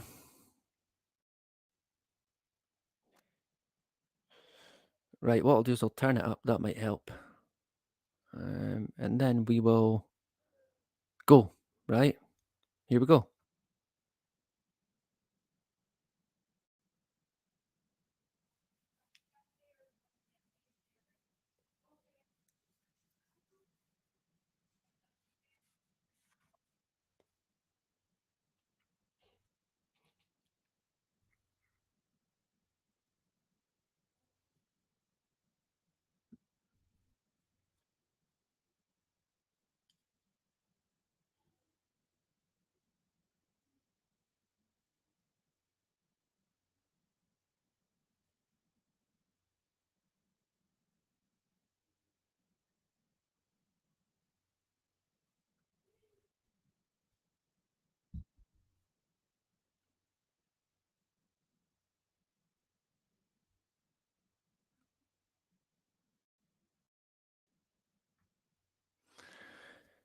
Yeah, that's another thing that's been reported for I think maybe 2 days is a banging noise.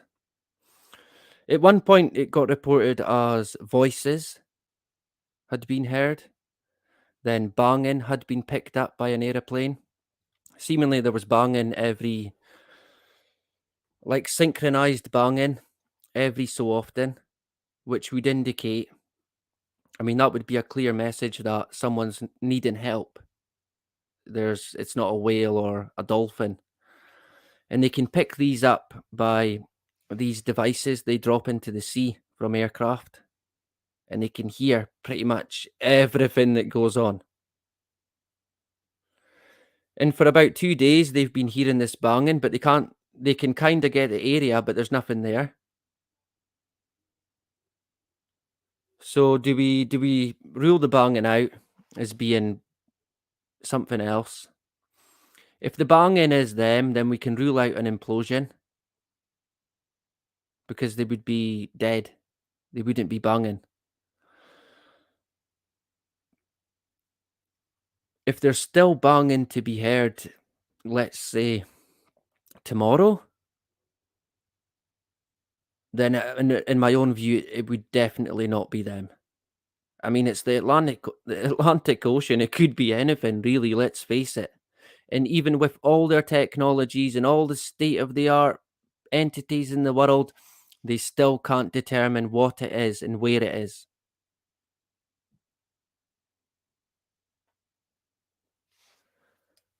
So we'll continue on a bit.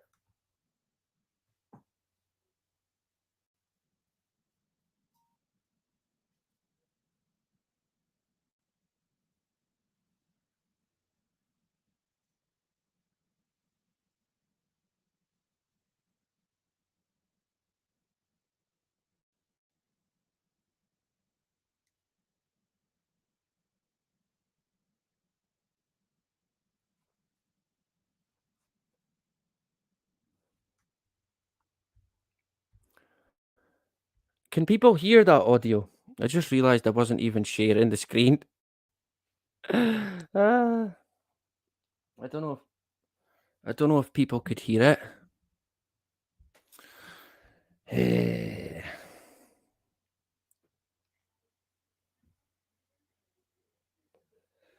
Could people hear that audio?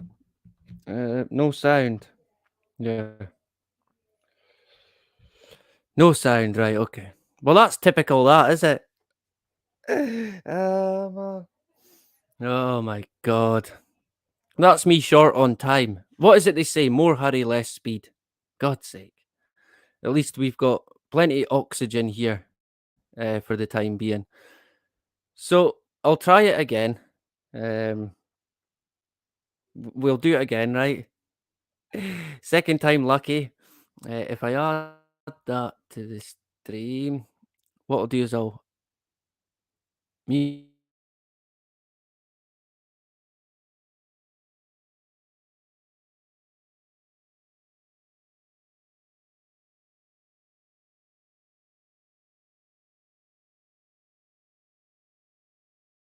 By Fred Hagen, who's taken the trip to visit the Titanic wreckage twice, including with Paul Omri, and sub-owner Stockton Rush.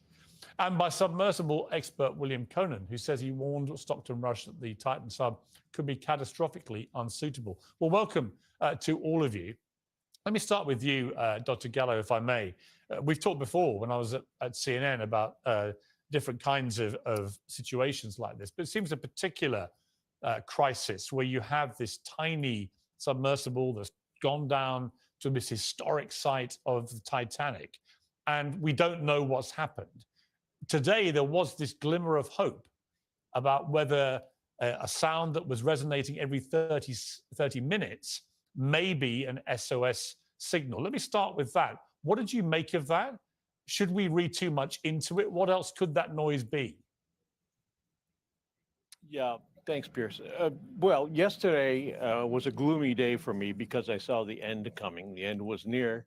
And I had been paying attention to this notion that there was an explosion heard by a seismic device about the same time the sub was last heard from.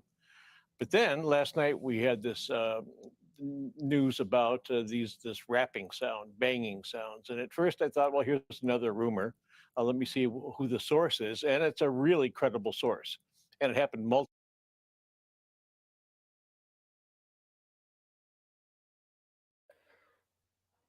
That's another thing that I wanted to point out. There was talk of an explosion right around the same time. They lost communication with the sub, practically at the same time, reported by good sources, seemingly. I think they've ruled out the explosion being connected, but let's think about it. If there's an explosion in the area, the vicinity, could that have potentially knocked out the electronics of the sub, not even 2 hours into it? And if so, what was the explosion? Where was it? And why did it happen? That would be my questions there. The source of that explosion would need to be tracked, but what's the chances of that? Very slim, I'd imagine, going by the success they're having at the moment. So we'll jump back to it a sec.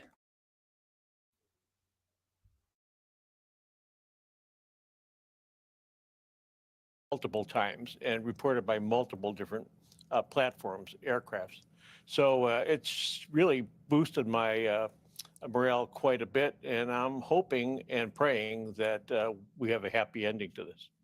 And you know this wonderful character, Paul Omri, who's done, I think, 30 trips down to the Titanic. He's amassed a huge collection of stuff that he's found there, including chandeliers and so on. So it's obviously something he's incredibly experienced at doing. We're seeing a picture of the two of you together now, in fact. Tell me about Paul Omri, and tell me also someone of his experience on board. Is that exactly who you need when you get a crisis like this, if they are indeed still alive? Absolutely. Let me clarify something. When you mentioned he amassed this collection, not personally. At the time, Yeah. he was working for RMS Titanic Inc., and those are now in an artifact exhibit, so he doesn't have them personally. Yeah, he's incredibly wise, battle hardened, and calm as you can imagine, and pleasant as much on the deck of a rolling ship in a hurricane as he is sitting in a Parisian cafe. He is the kind of guy that can coolly and calmly think his way through big problems, and just amazing. He was the person that really put everything together for us to find Air France 447, which many thought was would never be found. So what's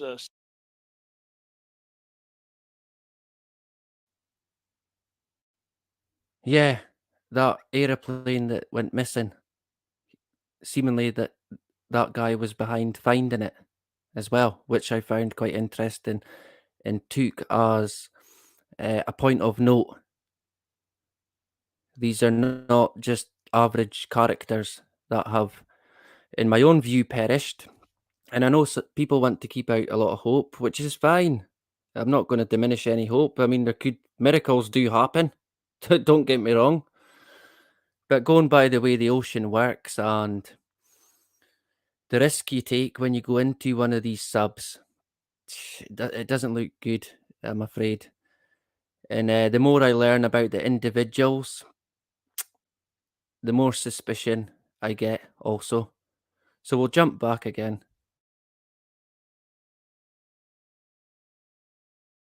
sad is that normally he'd be on this side of the camera with me, commenting on a situation like this, but now he's on the other side of the camera, so it's a bit different for me, very different for him.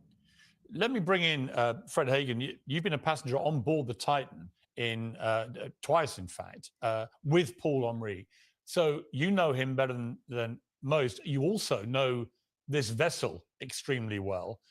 What are your thoughts right now? Do you believe there's hope, or are we really at the end game? Do you fear? As long as there is hope, we have to make every effort to rescue them. And I have to tell you, Piers, thank you so much for your eloquent introduction. It articulated exactly what I've been telling people, that this human beings are differentiated from animals by that divine spark that wants us to achieve, wants us to go further and deeper and faster. And that's what distinguishes those gentlemen. And I'm really tired of the negativity, people trying to tear Stockton. Here's a man who's like trying to democratize the depths. He's trying to come up with a new technology. He's pushing the envelope, and he's using the wealth of businessmen to fund what should have been funded by the US government and by governments to research the depths of the ocean, because the depths of the ocean are fundamental to our future. That's where we're going to find the elements to power the green economy. And I've seen the same remarks you're talking about, even on my social media feed, people talking about how could we spend this money to rescue these billionaire businessmen. Well, I'm going to tell you why we do that. We would do it even if they were homeless children sitting in a cave, because the world rises to that challenge. And the poor we will have with us only. Jesus said that, and that we can't go to a better source than that. And I would also say that this is an opportunity for the government to pay tribute to the private enterprise that is driving the technology that will be required to explore inner space, much as private technology is exploring outer space. So kudos to Stockton for taking that risk, for moving forward. And, you know, it's like the Wright brothers. When they took that first flight and they released from the bonds of Earth, they had no backup. They had no safety plan. If they'd have crashed and gotten killed, they still would have been the first to fly. He is the first person who's trying to democratize the depths. And my hat's off to him. Let me ask you, Fred, you've been on Titan. So what are the conditions likely to be like if they're still alive and this sound, this banging sound is indeed them expressing an SOS call for help? What would those conditions be like inside there right now if they are right down near the Titanic? Well, it's horrifying for me to think of. Last year when I was down with PH, the titanium nose, it seeps in the icy cold because the water down there is at a freezing level, and it condenses. And there would be sitting on the mats in the back of the submersible, but it's a very small space. So the five of them must be laying side by side. And if PH is sending these messages on a regular basis, he's doing so and he's doing it every 30 minutes to establish that this is a man-made pattern. And he's doing it because it's also giving those 5 people something to occupy their thoughts. And the rest of the time, he would be having all of them sleeping because they would consume the least amount of oxygen. So they're resting, they're sleeping, and then every hour they're getting up and they're knocking on the shell of that submersible. That's what I hope is happening, and that's what PH would do. And in terms of the amount of oxygen they have, we're told that by about 10 o'clock tomorrow morning UK time, the amount of oxygen runs out. Is that your understanding? That is my understanding, and it would be heartbreaking to consider that a man as warm and wonderful and dynamic as PH could be lost to the world. I will personally feel impoverished. And I got to tell you, if I could make a personal comment, and I've said this before, I feel convicted because last year, PH, when we got down to the Titanic, he actually sat in that titanium nose. It's freezing cold, it's full of condensation, and he had slippers on, which everyone wore except me. I took these soft-soled Uggs with sheepskin lining. I meant to buy him a pair before he went, and I keep thinking of him down there in this cramped, claustrophobic quarters with his feet frozen. And I just, I can't forgive myself for the simple act of not sending him the boots that I intended to. I know that sounds absolutely ludicrous. No, it doesn't actually. It sounds very human and very caring, and exactly how I would feel in that situation. And it's the whole thing is a heartbreaking situation. These are people who love what they do and are part of history when they go down and find stuff and bring it back up for the world to see. But there is another side to this. Sorry. If I could interject, just one thing I'd like to say, because you have referenced the people that are talking about how outrageous it is for us to spend this time and money. I want to remind those people that 93% of the taxes paid in this country are paid by businesses through tax and remittances. And we are now returning that favor by seeking them out. And we would do that even if they were in standards. And I understand that you, to the OceanGate CEO, Stockton Rush, warning that the experimental Titan sub did not meet industry standards. And I understand that you stand by every word of that letter today. Obviously, you don't want to be vindicated as such, but is this what you feared may one day happen?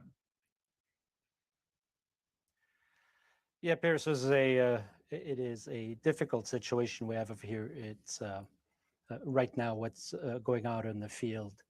The ocean has the ability to humble us puny humans out here. It is very unforgiving. And from the perspective of the industry that makes these vehicles, we are humbled by the complexity of what it takes to go down there. What we have learned over 50 years is humanity has learned how to safely explore the bottom. There are submarines that go down 6,000 meters and more every week. I mean, we have been doing that for decades. We have found out how to do this safely. It takes time, it is expensive, going deep is difficult. And so as an industry, we have a North Star that we follow. You might say, look, it's parametric, you're just following old routines, but it is working. It has allowed us to operate for 50 years without a single event. And that is to follow a framework of certification that we have built up. It's an international framework. We know it works. And that has stood us by. This is possible and this is safe. And my understanding, if I may just jump in there, William, my understanding is that the Titan sub was only certified to reach depths of up to 1,300 meters underwater. But of course, the Titanic is nearly 4,000 meters, which is considerably further. So do you believe, if you're being honest, that it was irresponsible to try and go this far down with the Titan? It is not possible to say what the actual parameters are, Piers, and that's part of the issue of not going through certification. And I just want to add to that. The process certification sounds like red tape, but what it really is teamwork, and it involves international organizations that have rules and regulations and inspectors and engineers that scrub the design, that verify how it's built, that witness the testing. And what that does is it does give a whole team of seasoned engineers and professionals that add to ensure nothing is missed, that everything is in order. Because when you're out there under these conditions, Father Neptune here does not give a lot of second chances. But your concerns in that letter in 2018, they were.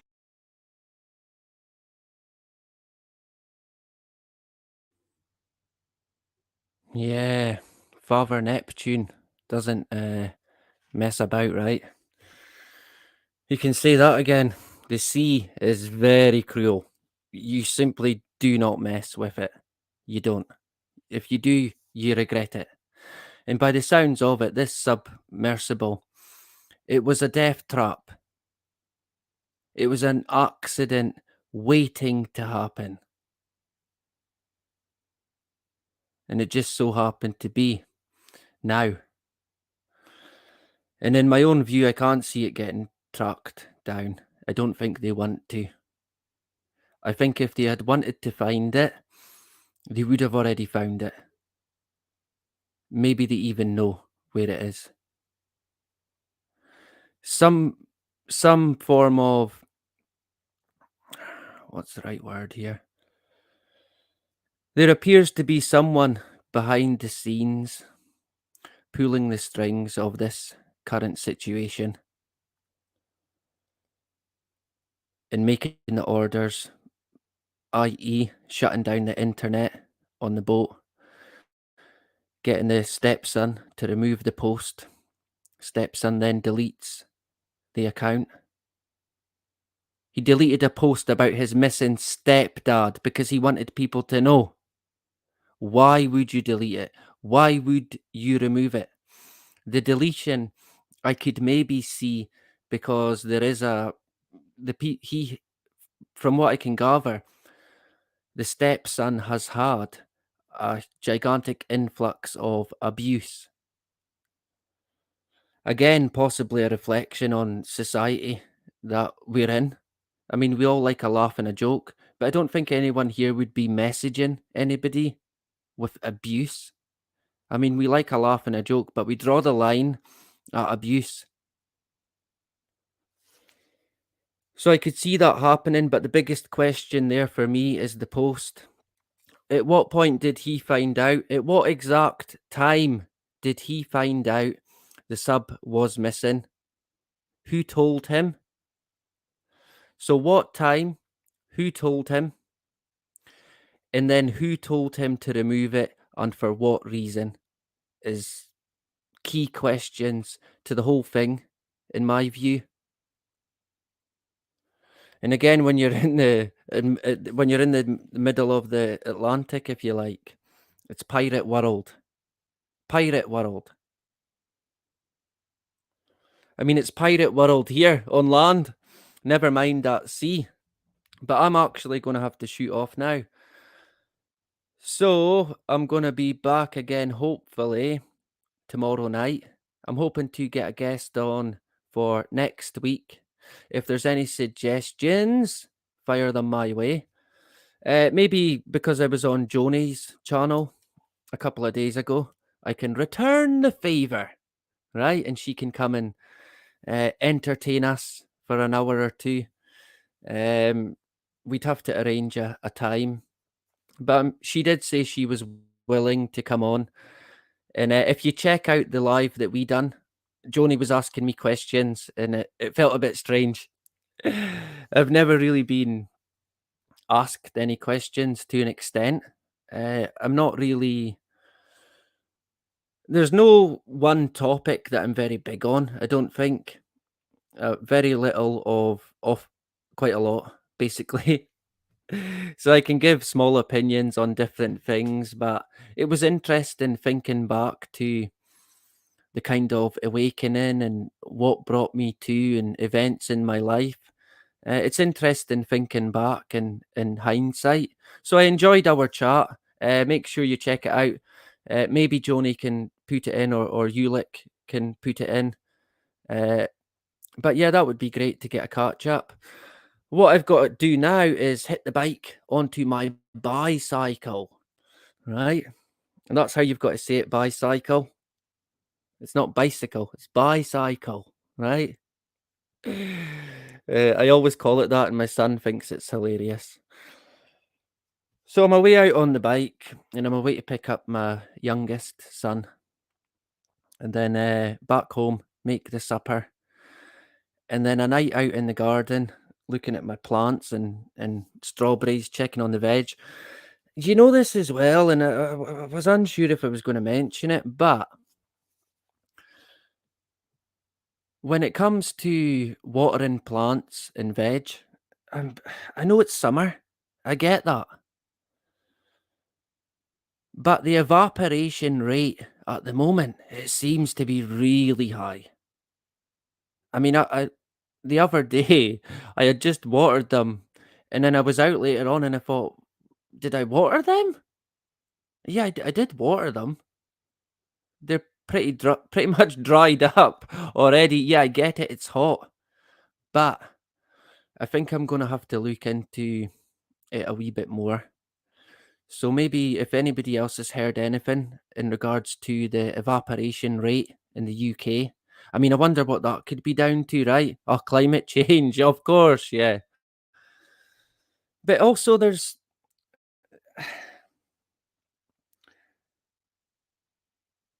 I've noticed that the crows in particular, black crows, ravens, acting a wee bit strange. Just in the past maybe 2 weeks. So I'm keeping an eye on the birds, and the evaporation rate has caught my eye, but I don't know that much about it. And I've always had plants about, but this year I've got a lot more than I usually would have. So maybe I'm noticing because of that. I'm unsure. I can't rule anything out, but I feel that it's very high at the moment. So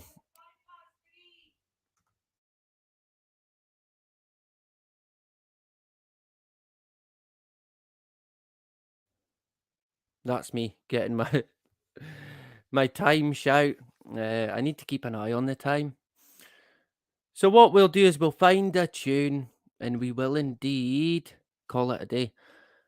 Let me see. What have I got? I don't want to play the same one. There we go. That'll do. So, until possibly tomorrow or the next day, do not live in fear, not for one split second. And remember, always remember, no matter what, no matter where, do not comply. And that is about it. Bye-bye. Ye hillans and ye lawns, oh, what hae ye been?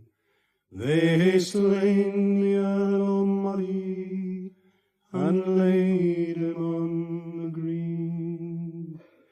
He was a braw callant, and he rade at the ring.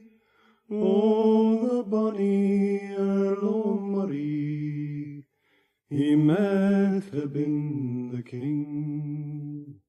Lang may his lady look o'er frae castle doon,